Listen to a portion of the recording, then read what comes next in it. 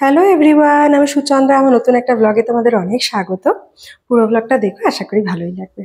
তো গতকাল ছিল শুক্রবার, আর এখন এখানে বেশ ভালো ওয়েদার গো, সত্যি বেশ ভালো ওয়েদার। এত প্লেজেন্ট ওয়েদার না, সকালবেলা উঠলেই না মনটা খুব ভালো হয়ে যায়। চিনি রানি স্কুলে যাবে, আর সত্যি কথা বলতে জানো তো সকালে উঠতে ইচ্ছা করে না। এমনি আমাদের শরীরটা একটু উইক রয়েছে, ওই বললাম না মুখের রুচিটা নেই। বাট কি করব, বাচ্চা কাচ্চা থাকলে তাদের তো স্কুল যেতে হবে, আর অফিস থাকলে বলো তো অফিস কাছারিও তো বেরোতে হতো। বাট সেখানে তো সন্দীপ ঘরে বসে কাজ করে, এই একটা সুবিধা আছে। আর আমার তো আপাতত কিছুই নেই সেরকম। উঠতে তো হবেই, বসে থাকলে তো হবে না। তো উঠেছি, চিনি রানীকে একটুখানি টিফিন দেবো। আজকে চিনি রানীকে দেবো একটুখানি আটা নুডলস বয়েল করে রেখেছি সেটা। আর ওই প্যাকেটে যে মশলা টশলা আসে ওগুলো কিছু দেবো না, খালি নুডলসটাকে বয়েল করে রেখেছি। আর একটু গাজর ক্যাপসিকাম কেটে ভেজে নিলাম, একটু রসুন ফোড়ন দিয়েছিলাম, সাথে একটু ব্ল্যাক পেপার, বিট নুন, আর সামান্য একটুখানি টমেটো কেচাপ দিয়ে দিয়েছি। ভালো করে নাড়িয়ে চাড়িয়ে, এটাই হচ্ছে আজকে চিনির স্কুলের টিফিন। আর খেয়ে যাবে হচ্ছে ছাতুর স্মুদি। আর তার সাথে আমার জন্য একটুখানি চিয়া সিড ভিজিয়ে রেখেছিলাম, সেটাতে একটু গরম জল অ্যাড করলাম, লেবু অ্যাড করলাম, খাবো। চিনির টিফিনটা ঠান্ডা হয়ে গেছে, এখন ওটাকে ব্যাগে ভরে দেবো। আর চিনিকেও একটু ছাতুটা খাইয়ে দেবো। দেন বাকি যা ঘরের কাজবাজ আছে সেগুলোতে হাত দিতে হবে। চিনি কালকে এইটুকু টিফিনের জন্য তো পুরো খেয়ে আসেনি, অথচ মেয়ে আমার নুডলস কিন্তু খুব ভালো খায়। যার জন্য আমি আটা নুডলস, রাগি নুডলস এগুলো এনে রাখি। বাট বললাম না মুখে রুচিটা একদম নেই। তো সে ওইটুকু অর্ধেক খেয়েছিল, অর্ধেক বাড়িতে এসে তারপরে আমি খেয়েছি। জিজ্ঞাসা করলাম খাবি, বললো না। আমি খেয়েছি। কালকে এসে ইভেনও লাঞ্চও করেনি, এসে একটা ডাবের জল খেলো, খেয়ে বলছে মাম্মা ঘুম পাচ্ছে। তাই বললাম চল তাহলে স্নান কর। স্নান করিয়ে ঘুম পাড়িয়ে দিয়েছি, তারপরে তো বিকালবেলায় টিফিন করিয়েছি। আর ওই দক্ষাদের পেট, ওর নাম হচ্ছে ঋষি। ও চিনি কিন্তু ওকে খুব ভালোবাসে, দেখো ওকে কিস করতে যাচ্ছে, স্কুল যাওয়ার আগে ওর গায়ে হাত বুলিয়ে দেয়। Hello everyone, good afternoon. আমি সন্দীপ। আমি আজকে এসেছি আপনাদের সামনে ম্যানশিওরের আরও একটি প্রোডাক্ট নিয়ে কিছু কথা বলতে। সেটি হচ্ছে ম্যানশিওরের মাসাজ অয়েল। হ্যাঁ, আমাদের এই ব্লগ চ্যানেল বা ফ্যামিলি ব্লগ চ্যানেলে অনেক ফ্যামিলি আমাদের ভিডিওস দেখেন।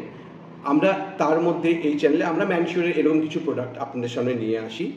এতে আমরা চেষ্টা করি, কারণ আমাদের যে ভিউয়ার্স আছে অনেক ছেলে আছে, তাতে হয়তো তাদের মধ্যে এরকম কোনো সমস্যা থাকতে পারে যা তারা কমফোর্টেবল ফিল করে না সবার সাথে ডিসকাস করতে। কোথাও দিয়ে হয়তো আমাদের এই প্রোডাক্টের রিভিউ বা প্রোডাক্টের ব্যাপারে ডিসকাশন হয়তো তাদের কিছু না কিছু হেল্প করে থাকে। তো আজকে যেই ব্যাপারটা নিয়ে আমি কথা বলবো সেটি হচ্ছে, আমাদের অনেক ছেলেদের মধ্যে কিন্তু আমরা দেখি তারা হীনমন্যতায় ভোগে। সেটা হচ্ছে তাদের প্রাইভেট লাইফের, তাদের প্রাইভেট পার্টের পারফরমেন্স বা স্ট্রেংথ, এই দুটো নিয়ে কিন্তু অনেক হীনমন্যতায় ভোগেন। কারণ পার্টনারের সাথে বা বাকিদের বন্ধু বান্ধবের সাথে, ফ্যামিলির সাথে সে ব্যাপারে ডিসকাস করতে পারেন না। এই প্রাইভেট পার্টের স্ট্রেংথ বা সাইজ নিয়ে কি কি ইম্প্যাক্ট হয়, ডেফিনেটলি আপনার বেড টাইমে ইম্প্যাক্ট ফেলে, আপনার সেক্সুয়াল পারফরমেন্সে ইম্প্যাক্ট ফেলে, আপনাকে একটা মেন্টাল স্ট্রেসের মধ্যে এটা ফেলে দেয়। এটা থেকে বেরোবেন কি করে? এটা থেকে বেরোনোর জন্য আপনি কিন্তু ম্যানশিওরের এই আয়ুর্বেদিক মাসাজ অয়েলটা ইউজ করতে পারেন। তফাৎ কিন্তু আপনি নিজেই বুঝতে পারবেন। কিভাবে ইউজ করবেন? এটা 10টা ড্রপ আপনি যদি দিনে 2বার করে মাসাজ করেন প্রপারলি, 2 থেকে 3 মাস যদি প্রপারলি ইউজ করেন, তফাৎটা কিন্তু আপনি দেখতে পারবেন। আপনার বেড টাইম পারফরমেন্স বাড়বে এবং আপনি কিন্তু অবশ্যই মরালি বা আপনি অনেক কনফিডেন্ট ফিল করবেন। এটা আপনি কোথায় পাবেন? ম্যানশিওরের ওয়েবসাইটে পাবেন। এবং এই ম্যানশিওরের প্রোডাক্টটি কিন্তু কমপ্লিটলি আয়ুর্বেদিক উপকরণে তৈরি। এতে কিন্তু কোনো রকম কেমিক্যাল ইউজ হয়নি। এতে কি কি আছে? এতে আছে জায়ফল, এতে আছে অশ্বগন্ধা, কেশর, শিলাজিৎ, জিঞ্জার অয়েল, এরকম কিন্তু আয়ুর্বেদিক ইনগ্রিডিয়েন্টসের তৈরি। তো এতে কোনো সাইড এফেক্টস আপনার হওয়ার চান্সেস থাকবে না। এটি 100% chemical free, GMP certified, ISO certified. এটি আপনি ম্যানশিওরের ওয়েবসাইটে পাবেন। এবং আপনার যদি নিজস্ব কোনো প্রশ্ন থাকে, ম্যানশিওরের ওয়েবসাইটে কিন্তু ফ্রি কনসালটেশন, ডক্টর কনসালটেশন সার্ভিসটি কিন্তু আছে, যার জন্যে আপনাকে শুধুমাত্র একটি অনলাইন ফর্ম ফিল আপ করতে হবে, যার লিঙ্ক আমাদের এই ভিডিওর কমেন্ট বক্সে আমরা দিয়ে দেবো। ডেফিনেটলি আপনি ওখানে গিয়ে এটা ট্রাই করে দেখতে পারেন। ম্যানশিওরের এই প্রোডাক্টটি কিন্তু 100% আয়ুর্বেদিক। এটি প্যারাবেন ফ্রি, কেমিক্যাল ফ্রি এবং এতে কিন্তু কোনো রকম আর্টিফিশিয়াল কালার ইউজ হয়নি। এটি আপনি কিভাবে ইউজ করবেন, দিনে কবার ইউজ করবেন, ডিটেলসটি কিন্তু প্রোডাক্টের বক্স বা আপনি ম্যানশিওরের ওয়েবসাইটে গেলে পেয়ে যাবেন। এই প্রোডাক্টটি কোথা থেকে পারচেস করবেন সমস্ত লিঙ্ক কিন্তু আমাদের কমেন্টে দিয়ে দিচ্ছি, আপনি অবশ্যই চেক করতে পারেন। ফ্রি কনসালটেশন সার্ভিসও কিন্তু আপনি এই ওয়েবসাইট থেকে। এমনি দেখবে বাড়ির পোষ্যরা কিন্তু ছোট বাচ্চাদেরকে খুব ভালোবাসে, আর চিনিকেও আদর করতে আসে। চিনি তো ভয়ও পায় না, দেখো মানে ও যে নড়ছে চড়ছে ভয় পাবে সেরকম কোনো ব্যাপারও নেই। চিনি ওকে রীতিমতন কিস করতে যায়, ওকে বারণ করি তারপরে করে না। সে গালে হাত দেয়, মাথায় হাত দেয়, লেজে হাত দেয়, আর ও বেশ মজা নেয়, মানে ঋষিও বেশ মজা নেয়, একদম আহ্লাদে আটখানা হয়ে যায়। তারপরে চিনিকে দিয়ে সে সন্দীপের একটা ভিডিও বানানোর দরকার ছিল, তো সন্দীপ ওটা বানিয়ে নিল, যেটা তোমরা এই ভিডিওতেই দেখতে পাবে। দেন বললাম না, সন্দীপের মুখে আমার মুখে একদম রুচি নেই, আর মাটন আমাদের ঘরে না এমনিই খুব কম খাওয়া হয়। তারপরে তো সন্দীপের কিডনিতে স্টোন ছিল বলে আরোই আমরা ননভেজ খাচ্ছিলামই না, তাও মাঝে মধ্যে চিকেন খাচ্ছিলাম, বাট মাটন তো আনছিলামই না। কিন্তু কি বলবো, মুখের এমন অবস্থা না, তারপরে বাধ্য হয়ে কালকে একটু মাটন রান্না করলাম। মাটনটা খেতে খুব ভালোই হয়েছিল, কিন্তু মুখের রুচি এমন একটা, অন্য সময় যতটা তৃপ্তি করে খাই অতটা তৃপ্তি কালকে হয়নি, বাট হ্যাঁ মুখের একটু চেঞ্জেস এসছে। তো মাটন রান্না করেছিলাম, চিনিকে আলু টালু সব ধুয়ে দিয়েছি, কারণ ইচ্ছা করে কালকে একটু ঝাল দিয়ে রান্না করেছিলাম। তো চিনির জন্য একটু ডাল রেখেছিলাম, বাট চিনিকে তো আর সেটা দুপুরে খাইনি, রাত্রিরেই খেয়েছিল। চিনি আসলো, ডাবের জল টল খেয়ে স্নান করে ঘুমিয়ে পড়লো। আর জানো তো কালকে সেই 1:10-15 সময় ঘুমিয়েছে, আর সেই বিকালবেলায় ঘুম থেকে উঠেছে কটা বলতো, 5:30টারও পরে। কি ভাত খাবে, আমি তাও একটু ভাত তুলে রেখেছিলাম টিফিন বক্সে করে, ফ্রিজে রাখিনি, বাইরেই রেখেছিলাম যে উঠলে খাইয়ে দেবো, ডালটাও বাইরে রেখেছিলাম। সে ওঠেইনি, কি করব, যাক গিয়ে ঘুমটা জরুরি ছিল, ঘুমিয়ে নিয়েছে। তারপরে সন্দীপ আর আমি খাবো, তো সন্দীপকে আগে দিয়ে দিয়েছি, এরপর আমিও খেয়ে নিয়েছিলাম। অ্যাকচুয়ালি একসাথেই বসে খেয়েছিলাম, ওটা একটু রিলসের ভিডিও করার ছিল, তাই জন্য ওখানে আলাদা করে সন্দীপ খাচ্ছিল। খেয়ে গিয়ে শুয়েছিলাম। দেন যিনি যেহেতু দুপুরে বললাম লাঞ্চ করেইনি, তো বিকালে কি খালি দুধ দেবো, তাই জন্য একটুখানি সুজি দিয়ে দিলাম। তো দুধ সুজি বানিয়ে খাইয়ে দাইয়ে এখন ও যাবে ঋষির সাথে দেখা করতে। চুল টুল বেঁধে দিয়েছি, দেখো আমাকে ডেকে নিয়ে যাচ্ছে, যে দরজা খুলে দাও, ও ঋষিদের ঘরে যাবে। আগে বলতো দাক্ষাদের ঘর, এখন হচ্ছে ঋষির ঘর। তো তারপরে ও গেছে, দেখো দাক্ষাদের ঘরে। আর ওখানে দেখো স্মাইলিকে দেখো, মইলি একটা বাক্স নিয়ে লিফটের সামনে বসে আছে, কুটকুট করছে বসে বসে। আমি প্রথমে বলছি বাক্সর ভিতরে মনে হয় ওকে ভরে দিয়ে যেতে, দেখি না ও কোলে নিয়ে বসে আছে।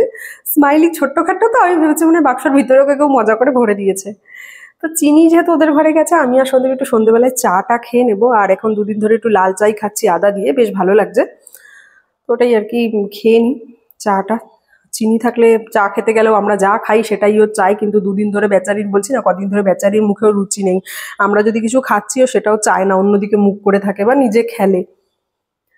তারপরে আমরা একটুখানি চা নিয়ে গেলাম, আর কি সুন্দর সন্দীপ একটু মুড়ি মেখেছিল, তো মুড়ি আর সন্দীপ আর আমি মুড়ি চা খেলাম। আর এদিকে দরজাটা খোলা থাকলে এত সুন্দর হাওয়া আসে, আমি ওই জন্য রোজ দিন বিকালবেলা না ব্যালকানিতে যাওয়াটা মিস করি না, ওখানে গিয়ে কিছুক্ষণ বসি বা দাঁড়িয়ে থাকি। তো আজকে যেহেতু যিনি খেয়েটে এদিকে গেল, তারপরে চা করতে চলে এসছে, যাওয়া হয়নি। তো ভাবলাম চায়ের কাপটা রেখে একটু ঘুরেই আসি। এখান থেকে বাইরেটা দেখতে এত সুন্দর লাগে না, সত্যিই ভীষণ ভালো লাগে দেখতে। আমরা যখন জানি এই ফ্ল্যাটটাতে এসেছিলাম, তখন এই সামনের রাস্তাটা একদম কাঁচা ছিল, একদম পাকা রাস্তা ছিলই না। আর এখন কত সুন্দর লাগে দেখতে। তাও তো রাস্তাটা খুঁড়ে খুঁড়ে কি সব করেছে, পাইপ লাইনটাই, যার জন্য নষ্ট হয়ে গেছে। তো সময় সেভাবে পাওয়া যায় না বলে এখন ফেস মাস্ক সেভাবে খুব কমই লাগানো হয়, ওই জন্য শীট মাস্কগুলোকে প্রেফার করি। বাট ঘরে যখন আছে ভাবলাম একটুখানি ইউজ করি। আর গোলাপ জলটা শেষ হয়ে গেছে, আবার কিনতে হবে, তো ওই জন্য জলের পরিবর্তে দুধ দিয়ে মিক্স করলাম। মিক্স করে একটু ভালো করে লাগিয়ে নেব, নিয়ে 15-20 মিনিট রেখে তারপরে এটাকে ওয়াশ করে দিয়ে আবার বাকি কাজ করব। আর জানো তো একটা কথা, একটু কিন্তু ফেস মাস্কটা লাগালে বা একটু সময় করে যদি দেওয়া যায় এই সমস্ত জিনিস, স্কিনটা কিন্তু সত্যিই ভালো থাকে। বাট ওই এখন সবাই এত ব্যস্ত থাকে, সময় হয় না। আমার তো মানে নিজের জন্য সেরকম কোনো সময়ই হয় না এখন। তো তাও আমি বলবো, ভিডিও বানাই বলে তাও একটুখানি, হ্যাঁ আমার নিজেকে মনে হয় যে এটা আমার রেসপন্সিবিলিটি, আমার একটা কাজ আমাকে করতে হবে, তাই জন্য তাও একটু সময় বের করতে পারি। আদারওয়াইজ পুরো সময়টা কি করে যেন চিনির পিছনেই চলে যায়। তো তারপরে মুখ টুক ধুয়ে এসে মুখে একটু টোনার লাগিয়ে এখন রাত্রিরে একটু ভাতই করতে হবে, আর কিছু করার নেই। আর চিনির জন্য একটু অমলেট করবো, রাত্রিরে তো আর ওই সব দেবো না। বাট আলু দিয়েছিলাম মাটনের, কিন্তু ধুয়ে দিয়েছিলাম, কারণ কালকে না মাটনটা বেশ ভালো ঝাল হয়েছিল, ওই আমরা খাবো একটু ঝাল ঝাল করবো বলে ওর জন্য।